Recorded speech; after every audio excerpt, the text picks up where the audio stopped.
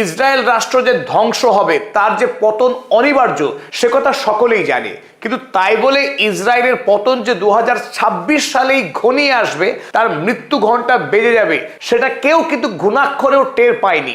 2026-এর গোড়াতেই America এবং Israel যখন মিলিতভাবে ইরানের উপরে হামলা করেছিল, তখনও কেউ টের পায়নি যে ডোনাল্ড ট্রাম্পের সঙ্গে বেঞ্জামিন নেতানিয়াহুর ঝগড়া হতে পারে, তারা একে অপরকে গালমন্দ করতে পারে। কিন্তু আজ 2026 সালের জুন মাসে এসে 1 জুন থেকে আমরা দেখেছি ডোনাল্ড ট্রাম্প এবং বেঞ্জামিন নেতানিয়াহুর মধ্যে সাপে নেউলের সম্পর্ক তৈরি হয়েছে। এমনকি ইসরায়েল রাষ্ট্র পৃথিবীতে আমেরিকার সাহায্য ছাড়া তার অস্তিত্ব থাকা যে সম্ভব নয়, সে কথাও ডোনাল্ড ট্রাম্প বিশ্ব মঞ্চে হাটে হাড়ি ভেঙে ঘোষণা করছেন। আর তার আগে আপনারা তো জানেনই যে ডোনাল্ড ট্রাম্প তাকে ফোন আলাপে গালি দিয়ে বলেছিল যে গোটা পৃথিবীর সকল মানুষ তাকে ঘৃণা করে, যার নাম বেঞ্জামিন নেতানিয়াহু। এমনকি ইসরায়েল রাষ্ট্রকেই বিশ্ব ঘৃণা করে। পাশাপাশি আরো এক ধাপ এগিয়ে ডোনাল্ড ট্রাম্প একথাও বললেন যে লেবাননে এই ইসরায়েল রাষ্ট্র দীর্ঘদিন ধরে গণহত্যা চালাচ্ছে। এই গণহত্যাকে কোনোভাবেই মেনে নেওয়া যায় না, কারণ হিজবুল্লাহকে খুন করার নামে লেবাননের ডাক্তার, ইঞ্জিনিয়ার, প্রফেসরকে খুন করছে এই ইসরায়েল রাষ্ট্র। ইসরায়েল যে গণহত্যাকারী রাষ্ট্র, সেই কথা গোটা পৃথিবীর বড় একটা অংশের মানুষ যদিও দাবি করে আসছিল এতদিন ধরে, কিন্তু আমেরিকার সরকার সেই দাবিকে কোনোদিনও পাত্তা দেয়নি। অথচ হঠাৎ করে কি এমন হলো, ডোনাল্ড ট্রাম্প আমেরিকার রাষ্ট্রপতি 180 ডিগ্রি ঘুরে এসে মুখ থেকে তিনি সত্য কথা বলছেন যে মোস্ট আনপ্রেডিক্টেবল আমেরিকার প্রেসিডেন্ট ডোনাল্ড ট্রাম্প, তিনি এখন থেকে ইসরায়েল যে মানবতার শত্রু, ইসরায়েল যে মধ্যপ্রাচ্যের জন্য হুমকি, এটা যে বিষ বৃক্ষ, সেই কথা তিনি নিজেই বলতে শুরু করেছেন। স্বাভাবিকভাবে একটি প্রশ্ন কিন্তু সবার মনে তৈরি হতে পারে যে ডোনাল্ড ট্রাম্প কেন হঠাৎ করে অ্যান্টি ইসরায়েল, ইসরায়েল বিরোধী অবস্থান গ্রহণ করছেন। সেটা কি কাজেই নাকি শুধু মুখে? সেটা মুখেই হোক কিংবা কাজেরই হোক, ডোনাল্ড ট্রাম্প কেন এই নতুন অবাক করা অবস্থান গ্রহণ করছেন? বরং এক ধাপ এগিয়ে তিনি ইরানের নেতাদের গুণগান গাইছেন, প্রশংসা করছেন যে ইরানের নেতারা রেশনাল, অর্থাৎ যুক্তিবাদী। এমনকি তিনি ইরানের সর্বোচ্চ ধর্মীয় নেতা মুস্তফা খামেনেইর সঙ্গে সাক্ষাৎ করতে চাইছেন এবং তাকে একজন ভালো মানুষ বলছেন। অপরদিকে বেঞ্জামিন নেতানিয়াহুকে বলছেন টাফ গাই, ডিফিকাল্ট গাই, ইররেসপন্সিবল, আনগ্রেটফুল, একাধিক শব্দ, অকৃতজ্ঞ, দায়িত্ব জ্ঞানহীন, এমনকি হত্যাকারী, এই সব কথা বলছেন ডোনাল্ড ট্রাম্প। এর পশ্চাতে যে মূল কারণ, চলুন এবার শেয়ার করা যাক। এর মূল কারণ হলো এই যে একটি গণতান্ত্রিক দেশে সবার উপরে ভোট সত্য, তাহার উপরে নাই। আমেরিকায় নভেম্বর মাসে ভোট আগত প্রায়। এই নির্বাচনে আমেরিকায় সেনেটর এবং কংগ্রেসম্যান নিযুক্ত হবে। এই নির্বাচনে যদি ডোনাল্ড ট্রাম্পের রিপাবলিকান পার্টি যদি ভালো ফল করতে না পারে, তাহলে ডোনাল্ড ট্রাম্পের আরো যে 2.5 বছরের মেয়াদ আছে প্রেসিডেন্ট হিসেবে, সেই মেয়াদকে যদি হাতে চুরি পরে বসে থাকতে হবে। তিনি লেম ডাক প্রেসিডেন্ট হবেন, কার্যত তার হাতে কোনো ক্ষমতা থাকবে না। আর এদিকে ডোনাল্ড ট্রাম্প আরো বিরাট বড় একটা পরিকল্পনা এতে বসে আছেন। সেই পরিকল্পনা কি?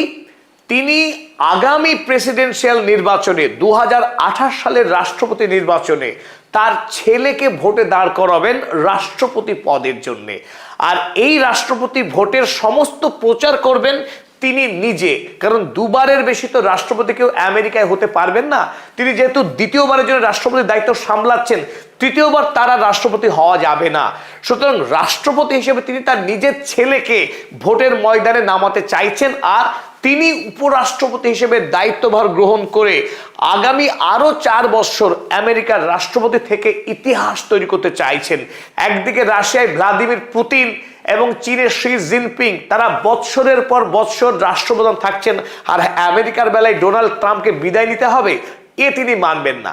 তাই যখন তিনি এত বড় পরিকল্পনা করছেন, সেই সময়ে আমেরিকাতে তার জনপ্রিয়তা আমেরিকার সৃষ্টির ইতিহাস থেকে সর্বাধিক তলানিতে এসে পৌঁছেছে। ভিডিওর এই পর্যায়ে আপনাদের সাথে একটি দরকারি তথ্য শেয়ার করি।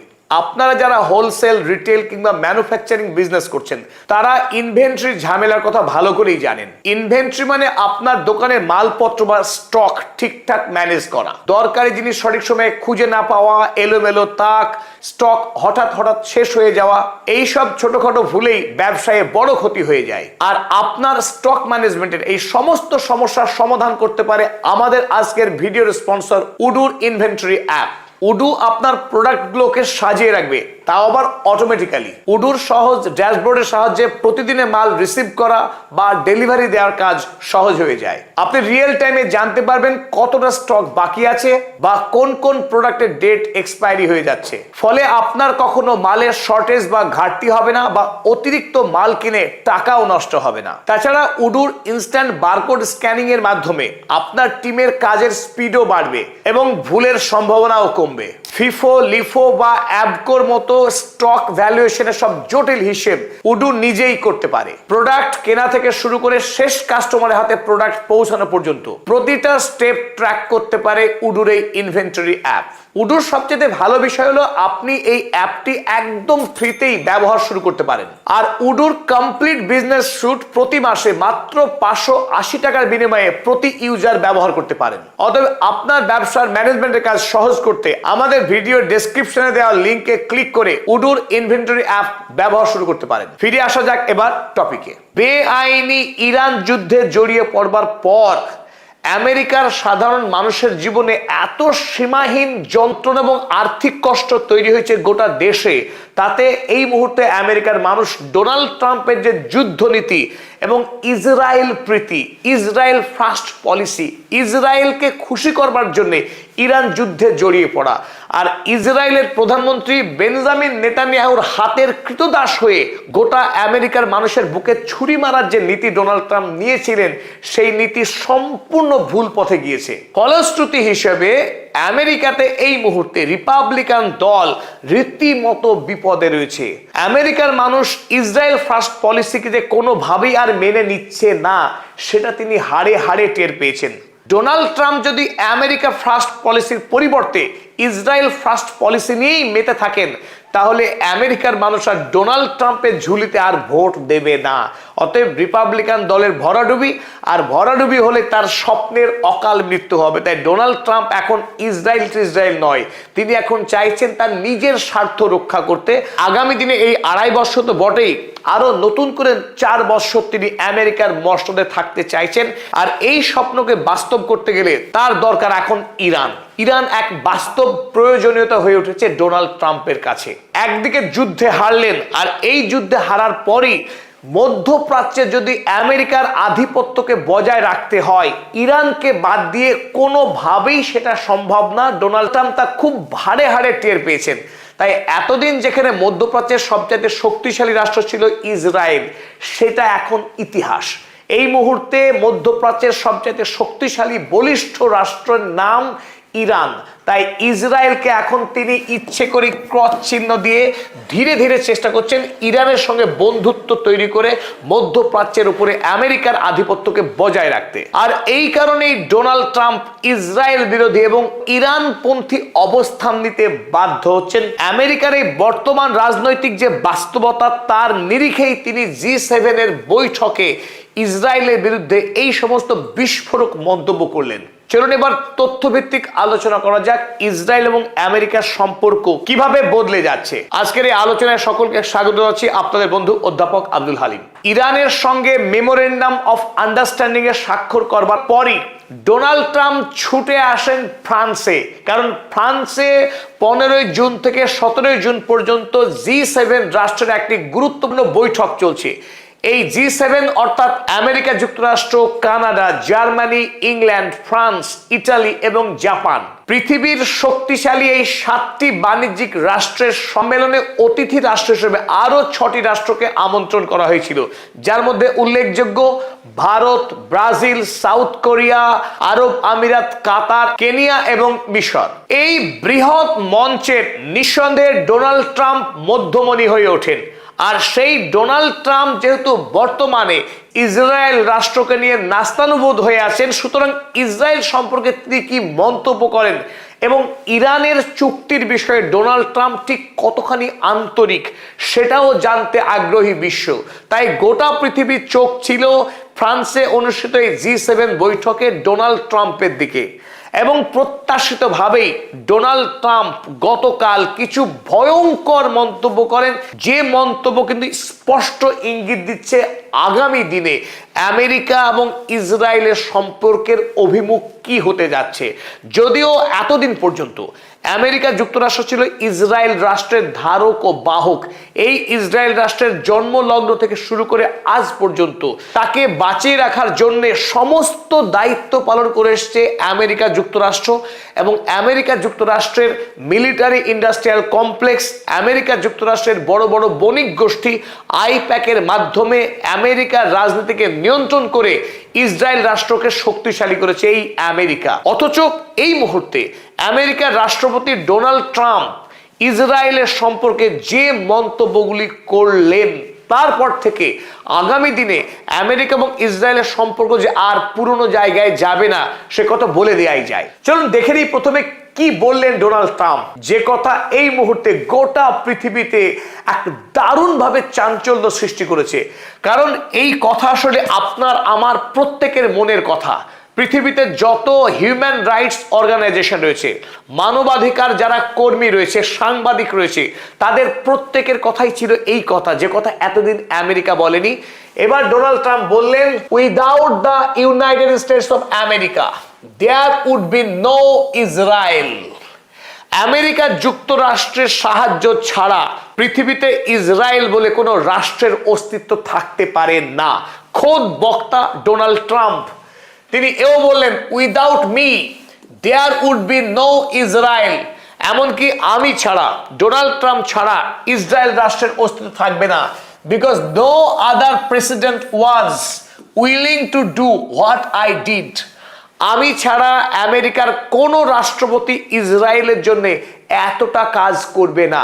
এ কথা সবাই জানে যে ডোনাল্ড ট্রাম্প এতদিন বলদ হয়েছিলেন, কৃতদাসের মতো কাজ করেছেন বেঞ্জামিন নেতানিয়াহুর হাতে। বেঞ্জামিন নেতানিয়াহুর নির্দেশেই ইরান হামলা করেছিলেন ইরানের রেজিম চেঞ্জ করবার জন্য, ইরানকে ধ্বংস করবার জন্য। যদিও তাতে কাজ হয়নি, আর এই আক্রমণ করার পরই ইরান ডোনাল্ড ট্রাম্পকে শিখিয়েছে আসলে ইসরায়েল কি তা জানতে। I have had a great relationship with বিবি। যদিও তিনি বললেন যে আমার সঙ্গে বেঞ্জামিন নেতানিয়াহুর একটা গভীর বন্ধুত্বের সম্পর্ক আছে, কিন্তু তারপরে আবার বললেন, নাও বিবি has to be more responsible with respect to Lebanon. কিন্তু বর্তমানে এই বেঞ্জামিন নেতানিয়াহুকে লেবাননের প্রশ্নে আরো অনেক বেশি দায়িত্বশীল হতে হবে। কেন দায়িত্বশীল হতে হবে? কারণ লেবাননের শান্তির উপরেই নির্ভর করছে ইরান আমেরিকার চুক্তি। যদি এই গণহত্যাকারী প্রধানমন্ত্রী বেঞ্জামিন নেতানিয়াহু দক্ষিণ লেবাননে নতুন করে আক্রমণ শুরু করে এবং গণহত্যা চালায়, তাহলে ইরান কিন্তু এই চুক্তি ভেঙে দেবে। আর ইরান যদি চুক্তি ভেঙে দেয়, ডোনাল্ড ট্রাম্পের নাক কাটা যাবে, ডোনাল্ড ট্রাম্পের ভবিষ্যতের অন্তর্জলি যাত্রা হবে। তাই ডোনাল্ড ট্রাম্প এখন একদিকে ধমক দিচ্ছেন, আবার অন্যদিকে কিছুটা কাকুতি মিনতি সুরে হলেও বেঞ্জামিন নেতানিয়াহুকে তিনি নিয়ন্ত্রণ করতে চাইছেন। আরো এক ধাপ এগিয়ে ডোনাল্ড ট্রাম্প বললেন যে লেবানন আসলে ইসরায়েলের আগ্রাসনের শিকার। লেবানন হচ্ছে জ্ঞানের খনি। এই দেশে হাজার হাজার অধ্যাপক, উকিল, ডাক্তার তৈরি হয় যাদেরকে ইসরায়েল নির্বিচারে খুন করছে। লেবানন যেহেতু তার দেশকে বাঁচাতে পারে না, তাই হেজবুল্লাহ বরং যুদ্ধ করছে। আর এই হেজবুল্লাহকে মারার নামে ইসরায়েল রাষ্ট্র একটা বড় বড় অ্যাপার্টমেন্টকে গুড়িয়ে দিচ্ছে। হয়তো ওই অ্যাপার্টমেন্টের কোনো একটা ঘরে একজন হয়তো হেজবুল্লাহ, সেই একজন হেজবুল্লাহকে মারতে গিয়ে গোটা বাড়িকে গুড়িয়ে দেওয়াটা মোটেই সঠিক কাজ নয়। আর এই কাজের তীব্র নিন্দা করলেন ডোনাল্ড ট্রাম্প। তিনি এও বললেন, এখন থেকে তিনি প্রয়োজনে হেজবুল্লাহকে দমন করবার জন্য সিরিয়ার রাষ্ট্রপতি আল সারাকে দায়িত্ব দেবেন, এই বেঞ্জামিন নেতানিয়াহুকে নয়। ইসরায়েলের উদ্দেশ্যে তিনি স্পষ্ট সতর্কতা বাণী শোনালেন যে হেজবুল্লাহকে খুন করার অজুহাতে নিরীহ লেবানিজ মানুষদেরকে খুন করা কোনোভাবে বরদাস্ত করবে না আমেরিকা। আসলে ইসরায়েলের এটা যে লেবাননে দীর্ঘস্থায়ী যুদ্ধ চালানোর বাহানা ছাড়া কিছুই না, সেটা ডোনাল্ড ট্রাম্প বেশ ভালো করেই বুঝতে পেরেছেন। আর ইসরায়েল যদি এই খেলা চালিয়ে যায়, তাতে ডোনাল্ড ট্রাম্পের সবটাই ক্ষতি, কারণ ইরান তা কোনোভাবেই হতে দেবে না। ট্রাম্প বললেন Israel's war on Hezbollah is too long. হেজবুল্লাহর বিরুদ্ধে ইসরায়েলের লড়াই সুদীর্ঘকাল ধরে চলছে, টু ডেডলি এবং অত্যন্ত বিভৎস এবং ভয়ঙ্কর। And when that happens, it throws a negative light on the big deal. তার যে বিগ ডিল ইরানের সঙ্গে হয়েছে, সেই বিগ ডিলের উপরে কালো ছায়া ফেলবে লেবাননে ইসরায়েলি সন্ত্রাস। এবং সেই বিগ ডিলটা কি? বিগ ডিল তিনি আরো পরিষ্কার করে বললেন, that is the deal with Iran. ইরানের সঙ্গে ডিল এখন আমেরিকা যুক্তরাষ্ট্রের ফার্স্ট প্রায়োরিটি। ইসরায়েলকে খুশি করাটা ফার্স্ট প্রায়োরিটি নয় আমেরিকার এই মুহূর্তে। কারণ ডোনাল্ড ট্রাম্প বহু কষ্টে ইরানের রাজনৈতিক নেতাদেরকে রাজি করিয়েছেন এই চুক্তির শর্তে। আবার যদি এই চুক্তি ভেঙে যায়, তাহলে কোনোভাবেই ডোনাল্ড ট্রাম্প আগামী দিনে আমেরিকার মসনদে থাকতে পারবেন না। তাই ডোনাল্ড ট্রাম্প এখন পাখির চোখ করেছে দেশের নির্বাচনে জয়ী হওয়া মাগা বেসকে, আমেরিকার মেক আমেরিকা গ্রেট এগেইন যে গোষ্ঠী, সেই গোষ্ঠীকে নতুন করে বশ করা, তাদের হাতে আনা এবং এই নির্বাচনে সকলকে নিয়ে ঝাঁপিয়ে পড়ার কাজ করতে চাইছেন ডোনাল্ড ট্রাম্প। এই প্রেক্ষিতে আমরা যে এতদিন ধরে বলে আসছি যে আমেরিকার অভ্যন্তরে তীব্র অর্থনৈতিক সংকট শুরু হয়েছে, যারা নিচু তলার মানুষ, খেটে খাওয়া মানুষ, গরিব মানুষ, যাদের বড় অংশ প্রতি বছর গৃহহীন হয়ে পড়ছেন, বাড়ি ভাড়া দিতে পারছেন না, এমনকি মেডিকেল ইন্স্যুরেন্সের বিলও গুনতে পারছেন না। ছাত্ররা প্রতি বছর দেউলিয়া হয়ে যাচ্ছে ছাত্র ঋণ পরিশোধ করতে না পেরে। দেশের বাজারের অসংখ্য মানুষ দুটো তিনটে পর্যন্ত চাকরি করছেন, স্বামী স্ত্রী মিলে কাজ করছেন, তারপরেও পরিবারের বেসিক যে খরচ, সেই খরচটা নির্বাহ করতে হিমশিম খাচ্ছে আমেরিকার মানুষ। স্বাভাবিকভাবেই আমেরিকা সরকার এতদিন ধরে ইসরায়েল রাষ্ট্রের জন্য যে বিপুল পরিমাণ টাকা ব্যয় করে আসছিল ইসরায়েল ফার্স্ট পলিসির মাধ্যমে, গোটা মধ্যপ্রাচ্যের বিভিন্ন রাষ্ট্রের সঙ্গে ইসরায়েল যে যুদ্ধ করে আসছে অকারণে, গণহত্যা করার জন্য, গাজার নিরীহ মানুষকে খুন করবার জন্য, শিশুদেরকে বলি দেওয়ার জন্য, সেই কাজে আমেরিকার ট্যাক্স পেয়ারদের টাকা খরচ করছিল আমেরিকা সরকার ইসরায়েলের জন্য। তাই আমরা পিউ রিসার্চ সেন্টারের সাম্প্রতিক সময়ে হওয়া একটা রিসার্চ আপনাদের সামনে তুলে ধরতে চাই, যে রিসার্চ চোখে আঙুল দিয়ে দেখিয়ে দিচ্ছে আমাদের যে আমেরিকার ভেতরে একটা বিপ্লব শুরু হয়েছে, যে বিপ্লবের নাম ইসরায়েল বিরোধিতা, ইসরায়েল ফার্স্ট পলিসির বিরোধিতা এবং আমেরিকা ফার্স্ট পলিসিকে সামনে আনা।